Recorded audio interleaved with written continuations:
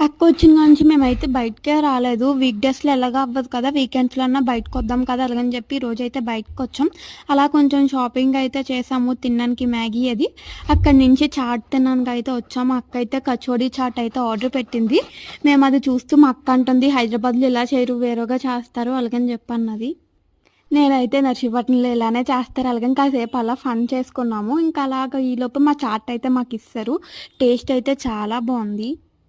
ఒక్క చాట్‌తోనే మా ఇద్దరికైతే పొట్ట ఫిల్ అయిపోయింది. ఇంక అలా తింటుంది మా అక్క అయితే. సో, దాని తర్వాతయితే నేను బ్రెడ్ బజ్జీ అయితే చెప్పాను. సో, అది ఒకటే తీసుకున్నాం మేము. ఎందుకంటే పొట్ట ఫుల్ అయిపోయింది అప్పటికి. అందుకే ఇద్దరం షేర్ చేసుకుందాం కదా! అలాగని చెప్పి ఒకటైతే తీసుకున్నాం.